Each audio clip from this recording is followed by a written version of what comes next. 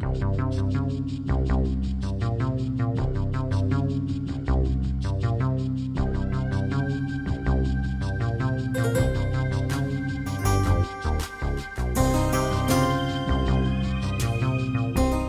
to Spooky Ass Shit. I am your host, Eric Reynolds, and tonight we are going to talk about the Beatles' White Album and its connection to the Manson family murders and kind of the mythology that they, meaning Charlie really, I suppose, and to some extent the prosecutor of the Manson family murders, the mythology that they kind of built up around that record. This is the 50th anniversary of that record. It came out on November 25th here in the United States, although it came out a little bit earlier over in their home country of England. And I was inspired to do this particular episode about this connection because, well, A, I'm a huge music fan, as you know, especially if you listen to the early episodes where I did a whole bunch of episodes all about music and Satan and rock music and hidden messages and all that stuff. I love music. It's one of the passions of my life, and I love talking about it and sharing my enthusiasm about it. So even when it's spooky stuff, like we're going to get into tonight. But also, and a bigger influence on this particular episode was that frequent guest co-host, Fatima Elmi, is in a group called the Ultrasonic Rock Orchestra. I think she might have mentioned that on the show before. And as a celebration of the album's 50th anniversary, her group did the entire album in concert. And I attended that concert. They did a wonderful job as usual. If you get the chance to see them in the Boston area, or they often play at Foxwoods Casino. So if you ever get the chance to see the Ultrasonic Rock Orchestra, I recommend you check that out. And say hi to Fatima if you do. But of course, as I was sitting there watching the show, enjoying it, I can't help but have a little piece of my brain say, this is the album that Charles Manson used to help convince his followers commit murder for him. That is, if you believe the prosecution story as to how and why the Manson family murders took place. And we're going to get into that, and we're going to get into a whole lot more. But before we do, I want to remind you all to check out the website if you still have not done so, spookyas.com or spookyasshit.com. They both take you to the same place, and that is the show's blog page. From there, you can listen to each and every episode, including the ones no longer available on iTunes. You can also find links to our social media. We are at spookyasshit on both Instagram and Twitter. And you can find us on Facebook at facebook.com/spookyas. And while you're on Facebook, don't forget to join the Spookaroos. That is our closed group where you can share your crazy little private thoughts with people who won't judge you as harshly as the outside world might, because we all go a little mad sometimes. And with that out of the way, let's get into it. Now, brief rundown. I'm going to kind of go timeline style, basically, for this episode. But in case you don't know, if you're a younger listener who's never heard of the Manson family murders, or you're only vaguely aware of them, which is hard for me to believe because as a true crime person and as someone who grew up watching true crime shows and reading true crime books, I mean, the Manson family murders has got to be one of the top on everybody's list, I would think. But as I try to look information up and I see, different YouTube videos, different clips of different things related to the Manson family, and even when Charles Manson himself passed away recently, I was surprised that there wasn't more about it, that it wasn't a bigger deal than it was. I was kind of happy to see that too, because I think he enjoyed his celebrity in his own way. So I'm kind of glad that he didn't get all this grand attention or whatever.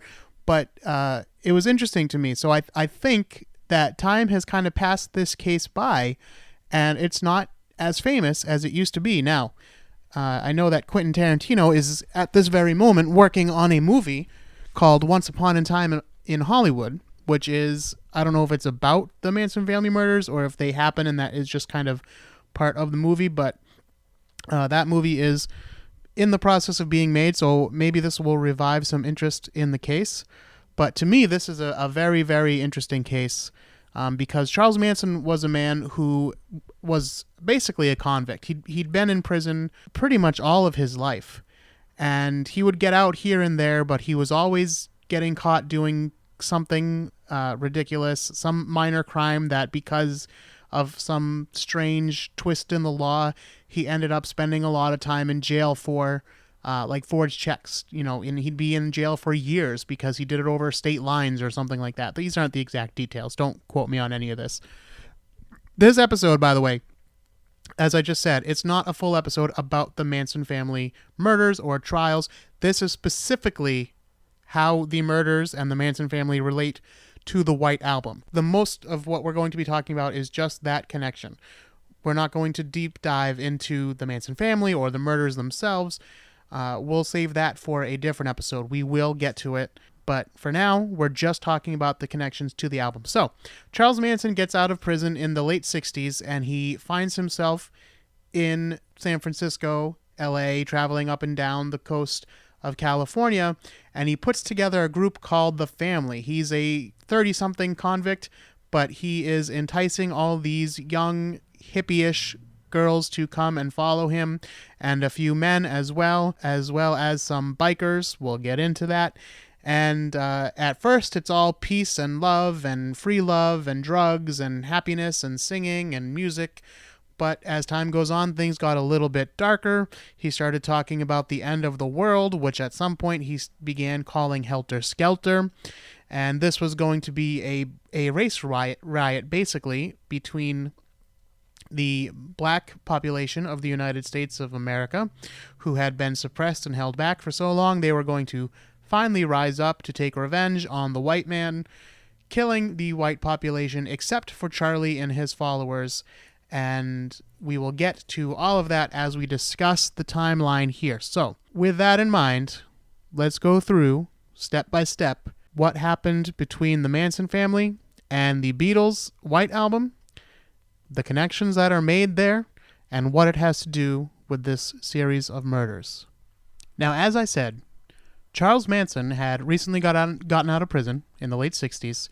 He somehow commandeers a bus, and he is driving with his, what we would essentially call a cult. And it starts off small with just a few ladies and grows bigger as time goes by.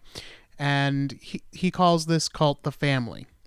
And he calls it the Family because he says, he's not the leader. He's just one of the members of the family, and they're all a family. They're all brothers and sisters, and, all this stuff that he was laying on to get people to follow him. He was basically manipulating these people into following him through the use of what was hip and current at the time, the hippie movement, and peace and love and free love and do as thou will and all that kind of stuff.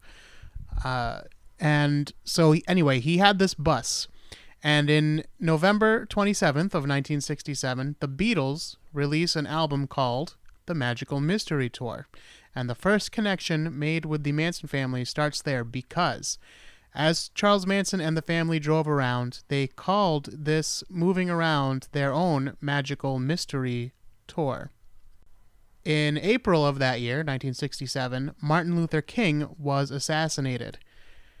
And Charles Manson would later comment that this was a, quote, heavy number.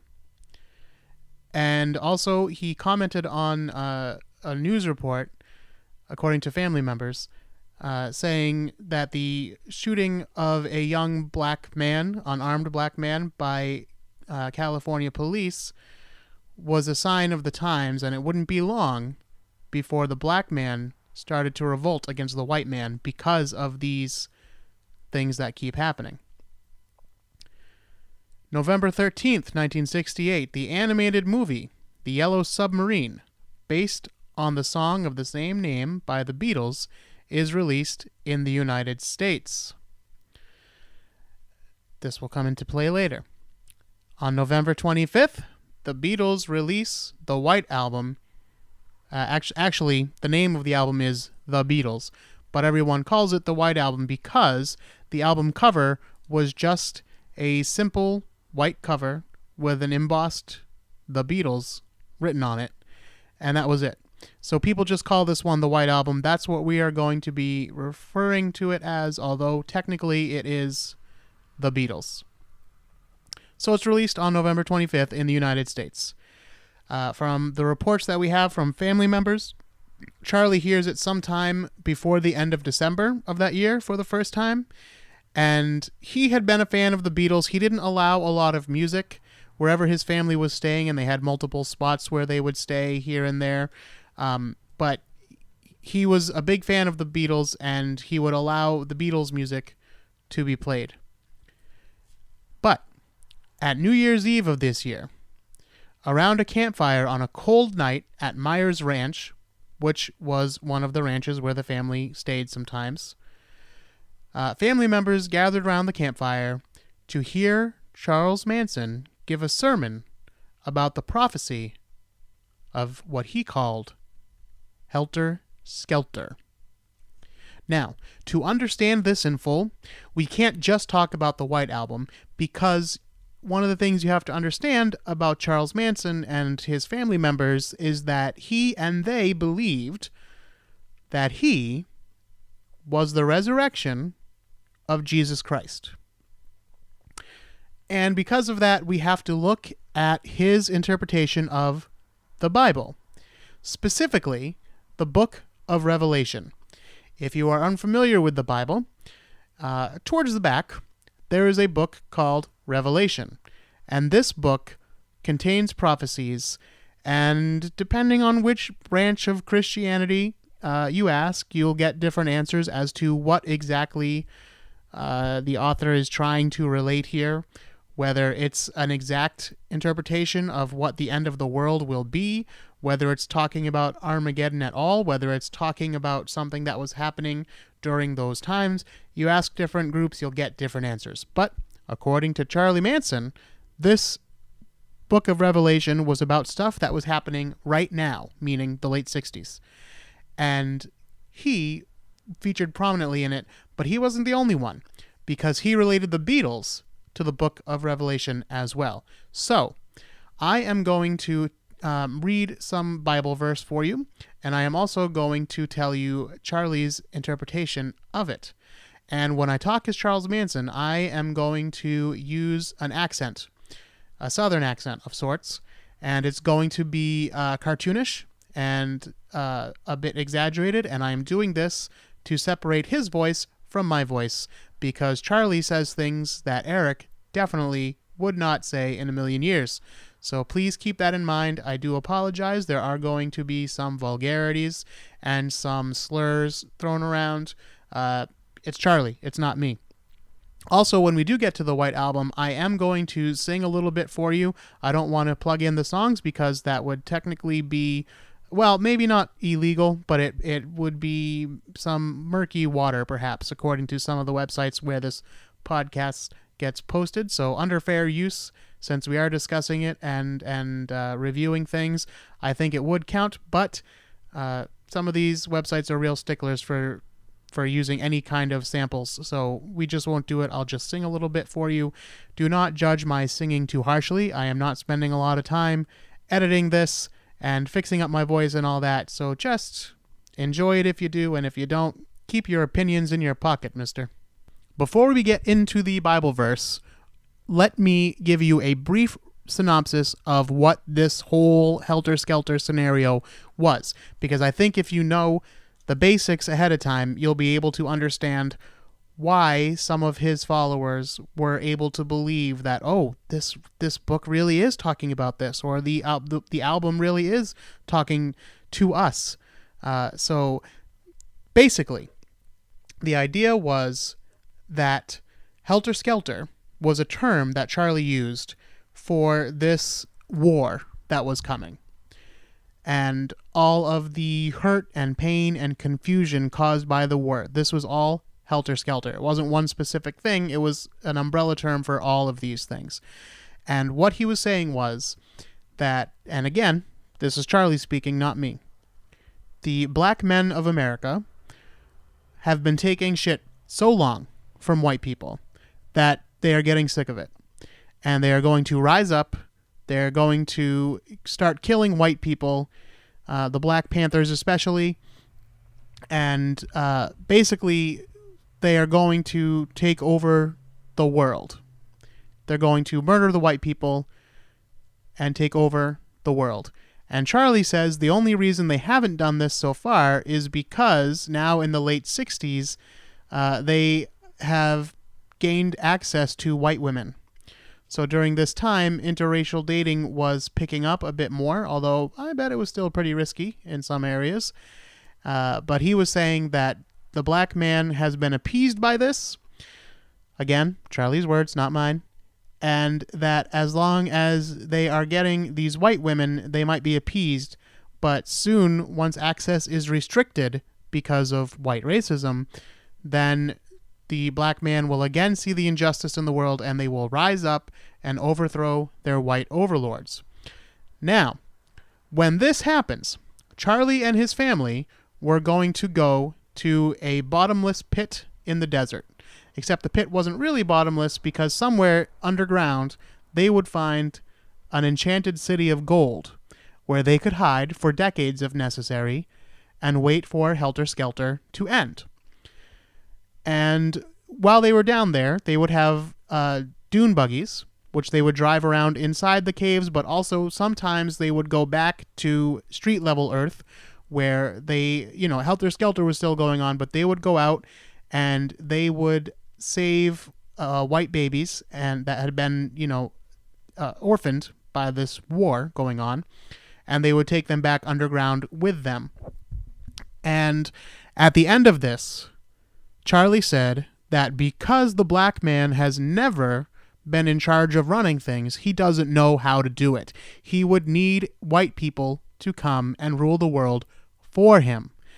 Once they realized that, Charlie and the family would step out of this bottomless pit and say, "Hey, black people, I'm here. Don't worry.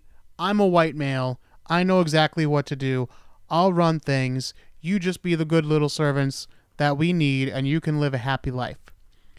That was Charlie's idea. And he believed that this whole thing would start after he and his family recorded a music album and set it out into the world. And this would be the fulfilling of prophecy prophesied by both the Book of Revelation and the Beatles. This album that the family was going to create would turn on, in the parlance of the time, the white young generation, which the family called Young Loves. And these young loves would come and join the family in this pit. And also, it would spark the black man to rise up and take control of his own destiny and begin this race war where they start killing white people. So that is the bare bones of it. Let's get into the fine details, starting with the Book of Revelation. Chapter 7, verse 4. "And I heard the number of them which were sealed, and there were sealed 144,000 of all of the tribes of the children of Israel." Now, the mention of the number there, 144,000, would be the number of members in the Manson family when, after the actual war, the family would emerge from the pit to rule the world. And Charlie would say to his family, "It will be our world then, and there will be no one else in it, except for us and our black servants." Now, as it stood before this so-called war began, when the family was hanging out in these different ranches and everything, they had nowhere near that many members. So, how is this family going to increase in size if they're living in a bottomless pit?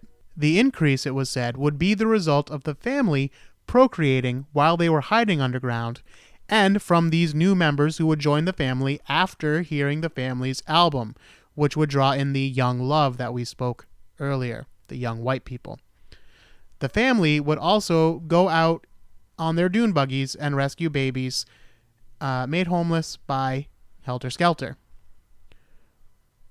chapter 9, verses 2 through 3. And he opened the bottomless pit, and there came out of the smoke locusts upon the earth, and unto them was given power, as the scorpions of the earth have power. According to Charlie, the locusts in this verse are the Beatles. Get it? Beatles, locusts, Beatles. And as for the scorpions of the earth having power, well, that's Manson, because his astrological sign was Scorpio. And the bottomless pit that we mentioned, that of course is the underground city where the family's going to hide. Verses 7 through 8. And the locusts' faces were as those of men, and they had hair as the hair of women. This is a reference to the Beatles' long hair. Verse 17. And thus I saw the horses in the vision, and them that sat on them, having breastplates of fire. And the heads of the horses were as the heads of lions, and out of their mouths issued fire and smoke and brimstone.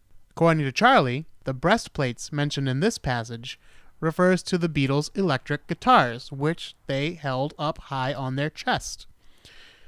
The fire, smoke, and brimstone coming out of their mouths, well, that was a reference to the Beatles' powerful lyrics. Verse 7. And the shape of the locusts were like unto horses, prepared unto battle. This, according to Charlie, was a reference to the dune buggies that the family would be riding during Helter Skelter. The family was definitely preparing for this because they were stealing dune buggies all over the place, and that was something that a lot of them got popped for right around the time of the murders. So they would steal these dune buggies and they would fix them up according to their own specifications, actually according to Manson's specifications, and he wanted machine guns mounted to all of the dune buggies. This way, the men would drive the buggies and the girls would be in charge of operating the machine guns. Verse 15. And the four angels were loosed, which were prepared for an hour and a day and a month and a year, for to slay the third part of men. The four angels? Well, that's the four Beatles. They are prophets who are preparing the way for Manson to lead the chosen people away to safety. And the part where it talks about slay the third part of man, that is the black man destroying the white race. Verse 16.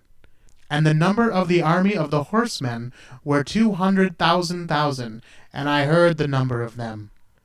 The 200,000 horsemen were the motorcycle gang members that Manson was attempting to recruit into the family in advance of Helter Skelter.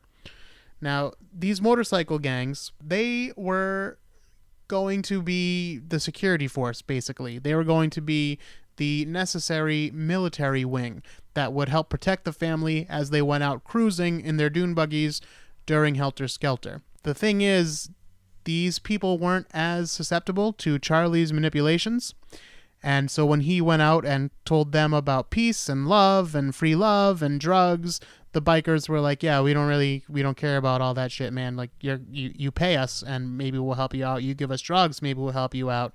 You give us women, maybe we'll help you out.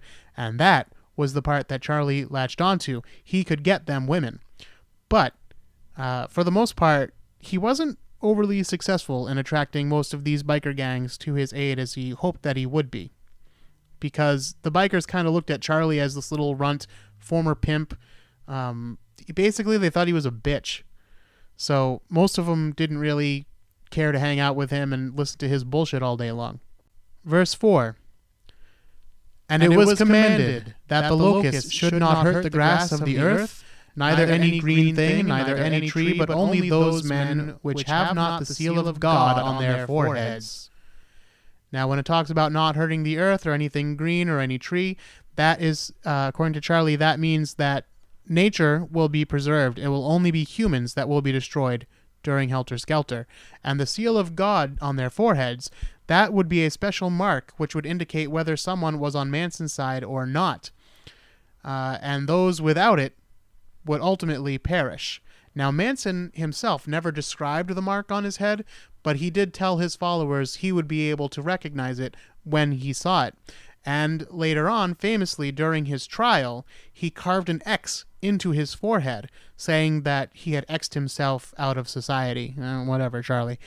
But his female followers, several of whom hung out outside the courthouse, sitting on the sidewalk, they carved X's into their foreheads too.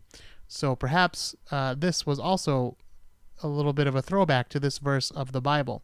Verse 1, And the fifth angel sounded, and I saw a star fall from heaven unto the earth, and to him was given the key to the bottomless pit. Well, obviously, this fifth angel with the key to the bottomless pit, that's Charles Manson. So we know that according to his interpretation, the Beatles comprised the other four angels.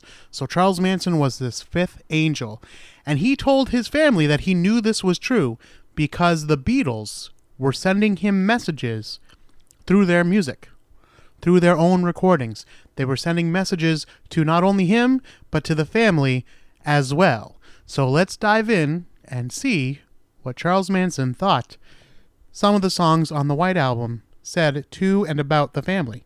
I'm not going to go through and pick out every little thing because we'd be here all night, but these are some of the highlights of what Charlie was thinking the Beatles were trying to say to him. From the song, I Will. And when at last I find you, your song will fill the air. Sing it loud so I can hear you. Make it easy to be near you. According to Charlie, this verse meant that the Beatles were looking for Christ and waiting for him to sing his song. Jesus, of course, was Charles Manson, and the song was the album that the family was going to record. From the song Honey Pie. Oh, honey pie, my position is tragic. Come and show me the magic of your Hollywood song. Again, the Beatles are talking to Charlie, Jesus Christ, and they are saying, we know that you've returned to Earth and that you are somewhere in Hollywood, Los Angeles. They want Charlie, later on in the song, to come to England because they are lazy. But Charlie says, no, they have to come to us. But the song that they want us to create, that is the album that we talked about earlier that will set off Helter Skelter. Now, the Beatles also had a song on this album called Sexy Sadie, and this struck the family as amazingly coincidental because they had a family member who, by most accounts, had been nicknamed Sexy Sadie before this album came out, and that was Susan Atkins. They called her Sadie Mae Glutz. And that they all had different aliases, by the way. They had a string of, everybody had a different name when they dropped out of society and joined the family. So they all had a string of aliases. But Susan Atkins was sometimes known as Sadie Mae Glutz. And when the song came out, it blew the family's mind. And Charlie said, you see, this is exactly what I've been talking about. They wrote a song with a specific family member mentioned right in it. And even Tex Watson, who was a family member and would go on to be one of the killers, and he was kind of sort of Charlie's right-hand man in some ways. Again, we won't get into the whole family dynamic in this episode, but a well-known family member, he wrote in his own autobiography that the words to the song Sexy Sadie fit Susan Atkins so well that it, quote, made us all sure that the Beatles had to be singing directly to us. Watson specifically noted that the song's title character, quote, came along to turn everyone on, broke the rules, and laid it all out for everyone to see. Atkins, he said, had broken all the rules, sexually, and she liked to talk about her experience and her lack of inhibitions. Before she joined the family, Susan Atkins was a topless dancer. From the song Rocky Raccoon. Now Rocky Raccoon fell back in his room, only to find Gideon's Bible. Gideon checked out and left in no doubt to help with Good Rocky's revival. Coon, said Charlie. You know that's a word they use for black people. You know the line, Gideon checked out, left in no doubt to help in Good Rocky's revival? Rocky's revival. Revival. It means coming back to life. The black man is going to come to power again. Gideon checks out means that it's all written out there in the New Testament, in the book of Revelations. The song Happiness is a warm gun. Not any specific lyrics necessarily, but this was Charlie saying that the Beatles are telling the blacks to get their guns and kill white people. Now for the title song to this whole event, Helter Skelter. When I get to the bottom, I go back to the top of the slide, where I stop and I turn and I go for a ride. According to Charlie, this verse meant that the blacks were gaining more power. That's according to some members. Other members of the family said that Charlie interpreted this meaning that the family was going to go back to the top of the slide once they return from the bottomless pit. So they're coming out of the pit and coming back to rule the world. Continuing on in the song. Look out! Helter Skelter! She's coming down fast! Yes, she is! According to Charlie, this was the upcoming explosion of race-based violence in America. And these, he said, were the last few months, weeks, perhaps even just days of the old order. The she in She's Coming Down Fast, according to Charlie, was Helter Skelter. It's coming down fast.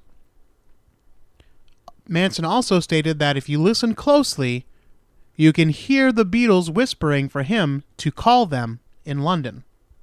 The song Blackbird. Now, this is another one. There aren't any specific lyrics necessarily. It's just the song in general is about the rise of the black man.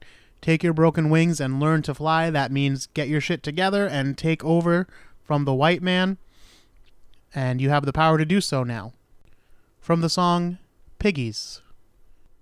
In their eyes there's something lacking. What they need's a damn good whacking. This, according to Charlie, meant that the blacks were going to give the piggies, a.k.a. the white establishment, a damn good whacking, meaning they're going to murder them, basically. This, according to the family, was a phrase that Manson particularly enjoyed. Continuing with the same song. Everywhere there's lots of piggies living piggy lives. You can see them out for dinner with their piggy wives, clutching forks and knives to eat their bacon.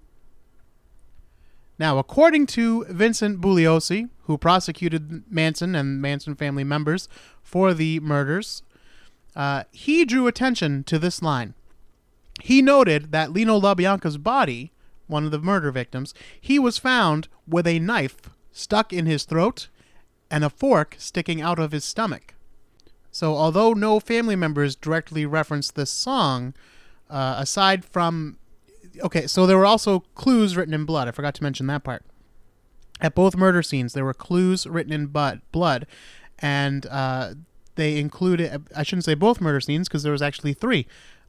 Phrases like pigs, political piggies. Now, this was fairly common parlance in the 60s in the United States at this time to call police officers pigs and members of the so-called establishment or the old order pigs. So this doesn't necessarily connect itself right with the White Album, but it doesn't not connect it either. And then, of course, the Beatles do have this song, Pigs, Piggies. It does seem to be about some sort of establishment, like a ruling class. So I'm not saying that they were talking to the Manson family, of course, but this is, in essence, I believe, what the song is about. Maybe not with the murder and all that, but anyway. Revolution 1. But when you talk about destruction, don't you know that you can count me out in? Now, the singing of the word in after the word out, That does not appear in the lyrics that were printed along with the album. It's not an official lyric. If you listen to other takes, John Lennon does not say in after he says out. And yet, on the official recorded version, the one that's on the album, he says, when you talk about destruction, you can count me out in. This, according to Charles Manson, was a message to the family that the Beatles were ready for the revolution. They were no longer about peace and love, which had been what their music and their imagery was about up until this point, but like the family themselves, they were ready for revolution, although they had to hide their true intentions from the establishment, or else the record wouldn't get made. They had to put these messages between the lines, or between verses, I suppose, according to Charlie. Continuing on with the same song.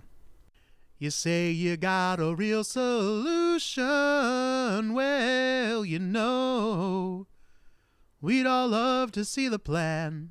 This, according to Manson, was a message from the Beatles that they wanted him to tell them how to escape the horrors of Helter Skelter. They were ready for violence, and they wanted Manson to create his album that would tell him what to do when this war starts. The songs will be the plan, whose subtle messages will be aimed at various parts of society, such as the Beatles themselves, the young loves, the biker gangs, that these people will be able to escape Helter Skelter by following the messages on the record and joining the family in their city underground.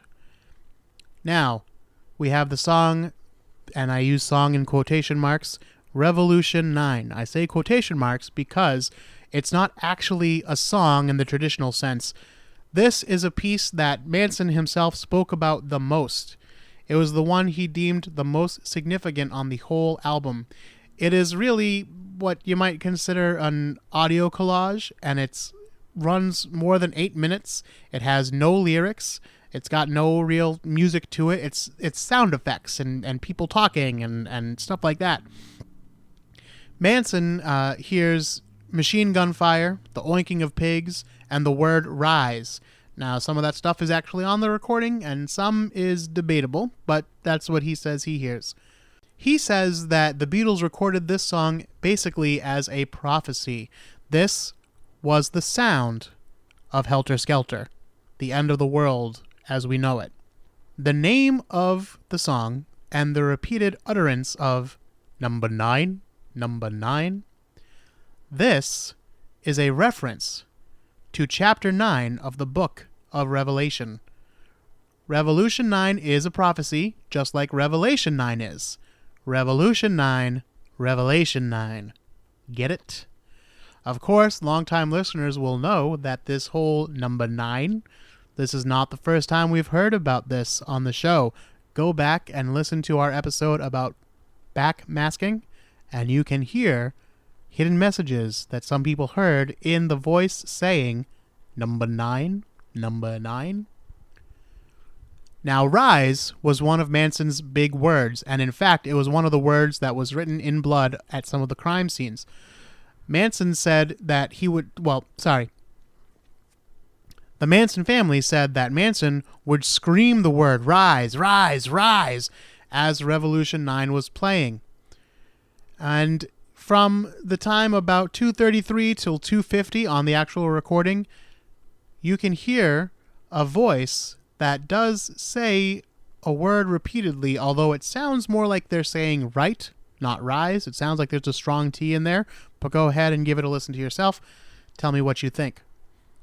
Also on this song, prosecutor Bugliosi points out that at around the 2:15 mark in the song, you can hear a voice saying something that seems to include the words, quote, lots of stab wounds.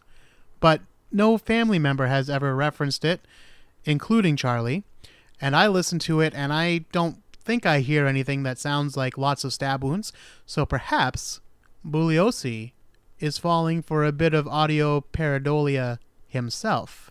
There's a word we haven't had to say in a long time. I miss it. I love that. Manson also hears the Beatles whispering, Charlie, Charlie, send us a telegram. At about 3 minutes and 50 seconds into the recording, a voice that sounds like it could be George Harrison does, in fact, seem to say something about a telegram. I'm not sure if it says, Charlie, Charlie, send us a telegram, but okay. So that concludes the breakdown of what Charlie thought the songs in the White Album meant, what he told his followers. They're sitting around the campfires, they're moving around to different ranches, they're getting paranoid, they're talking about this upcoming war, they're talking about the differences between the races and the strife that's coming, they're talking about world events that are happening that are shaping things and causing outrage amongst all kinds of different people, but especially black people. Black Americans are no longer going to take shit from the white man. They're going to rise up, they're going to murder the white man, they're going to take over, they're not going to be able to control it in the end. Charlie and his family will emerge from the pit, take over, and rule the world, in theory, along with the Beatles, I guess. With that concluded, let's move along to our timeline and see where all of this goes to. On January 10th, word comes from Manson, who is staying somewhere in Los Angeles, that the family should move from the desert into a house that he has found.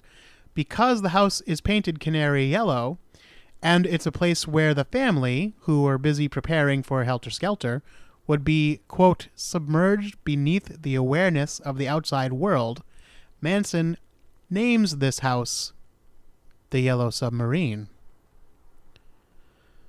On April 1st, on or around April 1st, the family starts moving back into Spahn Ranch.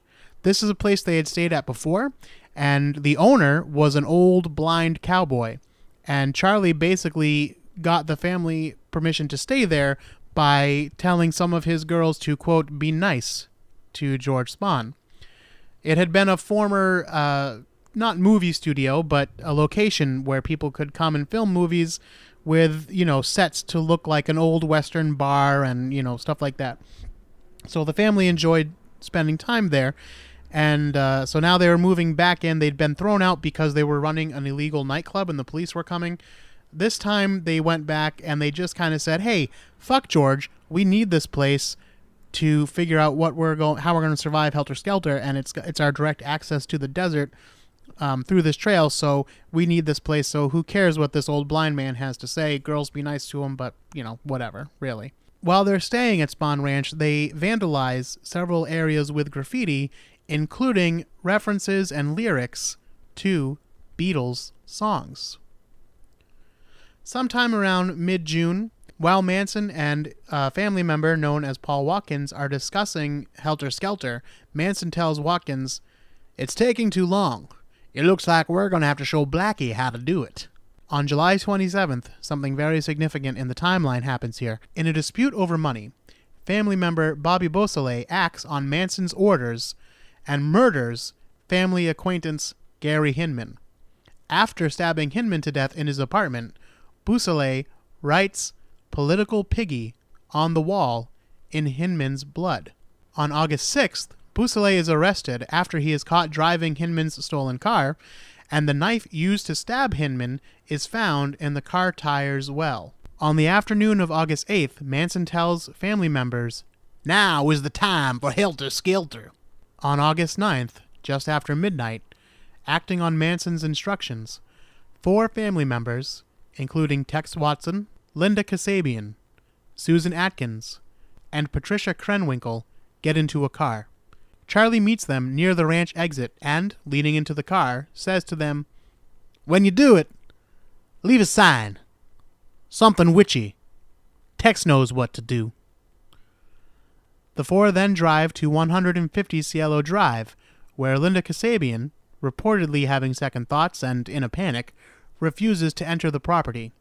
She waits outside while the others sneak in and brutally murder Sharon Tate, Wojciech Frykowski, Abigail Folger, and Jay Sebring. Susan Atkins writes the word "pig" on the house's front door in Sharon Tate's blood. When the killers return to Spahn Ranch, Watson assures Manson it was Helter Skelter. The next day, just after midnight, August 10th, family members carry out a second attack. This time they murder Lino and Rosemary LaBianca in their home. Using the LaBianca's blood, one of the killers writes the word rise and death to pigs on the living room wall. They also write helter skelter on the refrigerator, although they misspell it and they actually write Heelter Skelter. Healter. So again, the point of tonight's episode wasn't to go into full detail about the Manson murders. We will do that another time. This is just showing you the connection between the Beatles and the Manson family murders. This is a connection that I am sure the Beatles would rather not have, but it's there. We can't deny it. Though I do think you would have to be somewhat crazy to believe that the Beatles were trying to communicate personally with Charles Manson and members of his family. So, yeah, the connection's there, but it's only there because a crazy person saw it there. For his part, Charles Manson denies that any of this is true, basically. He says that he doesn't really know what people are talking about when they say that he said that he was, Jesus, that we're all Jesus. He gives some very roundabout answers. He also states that, yes, there's messages in the music, but that's not his fault. He didn't write the music. And he also says he didn't tell these people to go out and murder people. They did that on their own. And he doesn't know what people are talking about when they talk about Helter Skelter as a race war. In fact, let's look at the court transcripts and see what Charlie had to say at the time when he was questioned about it during his trial. When they asked him about Helter Skelter, he said, "It means confusion, literally. It doesn't mean any war with anyone. It doesn't mean that some people are going to go out and kill other people. Helter Skelter is confusion. Confusion is coming down around you fast. Is it a conspiracy that the music is telling the youth to rise up against the establishment because the establishment is rapidly destroying things? Is that a conspiracy? The music speaks to you every day, but you are too deaf, dumb, and blind to even listen to the music. It is not my conspiracy. It's not my music.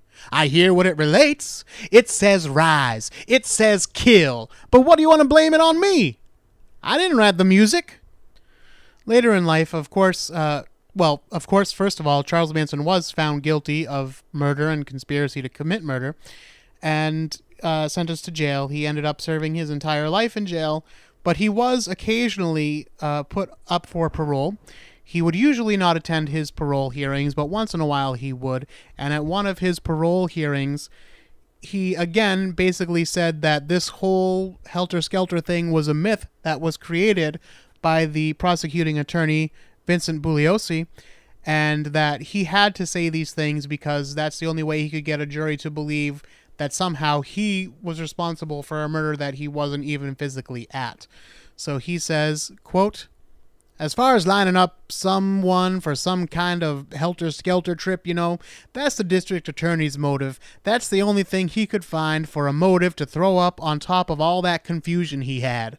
There was no such thing in my mind as helter-skelter." And even more recently, Manson spoke about the Beatles and Helter Skelter and messages in music, and actually I have audio of that. Unfortunately, the interviewer on the clip is off mic a bit, so he's a little hard to understand. So I will be paraphrasing his questions to Charlie and then letting Charlie answer himself. Hello, Charlie. Welcome to Spooky Ass Shit. I was wondering, the Beatles seem like a big influence on you and the family and the mythology that you guys had. Could you tell us, what were the Beatles to the family? Kids. Little kids, yeah, they were little kids. I want to hold your hand, yeah, they still want to hold my hand, still, ain't nothing changed. They get older, we get older, but they're just kids as far as I'm concerned. McCartney, or whatever his name is, don't know what he's doing.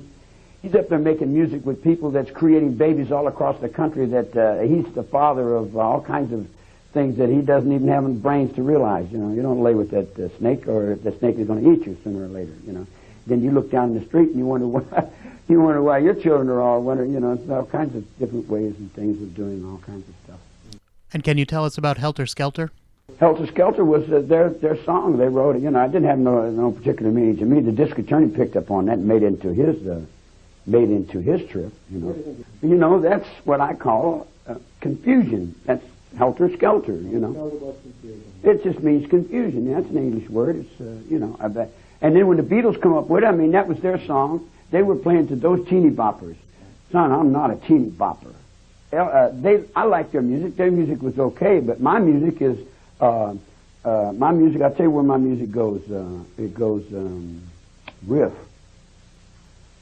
Royal Air Force. Don't sit under the apple tree with anyone else but me. I mean, that's where I'm at, you know. In other words, like, I'm still in the bagpipe, you know. I haven't lost the perspective to that, you know. But did you ever claim to hear hidden messages in the music of the Beatles? Come on, man. The music gives everyone messages. That's what music does. I mean, how do I have to appear like I'm some kind of maniac because I can hear something that the music says? You know, when the music said somewhere over the rainbow, you know, in other words, I'm still there over the rainbow. And what's that? Kate Smith came out with that, there'll be bluebirds over the white cliffs of Dover. I'm still in Dover. I mean, I haven't. But, you know, I don't think the family was entirely wrong. I do think there is one song that does seem to contain a little bit of prophecy, and that is the song Sexy Sadie. Now, I say this because Susan Atkins was involved in the murders, of course, and she was known as being the most vicious of them, and a lot of people who knew her thought she was a little bit left of center, a little bit crazy, if you know what I'm saying. And in jail, later she would claim that she did this because she was afraid of other inmates, so she kind of bragged to them to get them to fear/respect her. But she is the one who talked to other inmates and told people that she and the Manson family were responsible for these series of murders. She was in jail for reasons other than murder. It's a whole thing. We'll get to that later. And so she, while she was serving time, started to brag about this. And this led the other inmates to tell the guards, and this led people coming to speak to her, and she initially gave a confession, which is how the family, who was not even anywhere close to being questioned for these murders, this is how they eventually got snared, even though she recanted her confession later on Charlie's orders. But the lyrics to the song start with, I'm not going to sing this time, I'm just going to read it to you. Sexy Sadie, what have you done? You've made a fool of every one. Sexy Sadie, oh, what have you done? You broke the rules. You laid it down for all to see. So, again, perhaps, Sexy Sadie, you'll get yours yet, however big you think you are. Oh, Sexy Sadie, you'll get yours yet. So again, perhaps there is just a little bit of prophecy in that. She is the one who spilled the beans on the family, and she's made a fool of everyone by getting them arrested for murder and locked away for life so far in every case, although who knows, it's possible that some of them might get paroled at some point. Charlie won't. He's dead and gone now.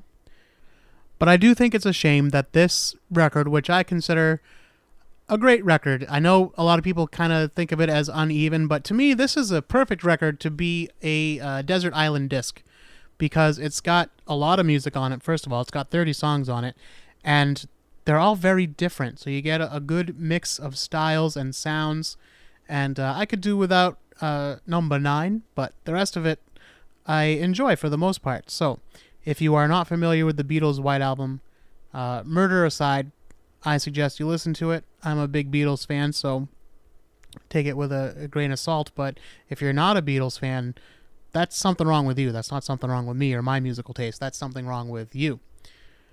So that being said, why don't we give one of the Beatles the final say on Charles Manson and his connection with the White Album and his interpretation of it. Again, the interviewers are a little bit hard to understand, so allow me to introduce you all to John Lennon. John, welcome to the show. I wanted to ask you, sorry that this is the question I have to ask you, but could you tell me your thoughts on Charles Manson? I don't know what I thought when it happened. I just think a lot of the things he says are true. that he's a child of the state, made by us, and he took their children in when nobody else would, is what he did. But of course he's cracked, all right. But I mean, what are your thoughts on him kind of blaming it on the song Helter Skelter? Well, he's balmy. He's like any other Beatle kind of fan who reads mysticism into it. I mean, we used to have a laugh putting this, that, or the other in a light-hearted way that some intellectual would read as some symbolic youth generation what's it. But we also took seriously some part of the role, you know. But, I mean, I don't know, what's Helter Skelter got to do with knifing somebody? You know, I've never listened to the words properly of Helter Skelter. It was just a noise, you know. Until next time, don't be afraid.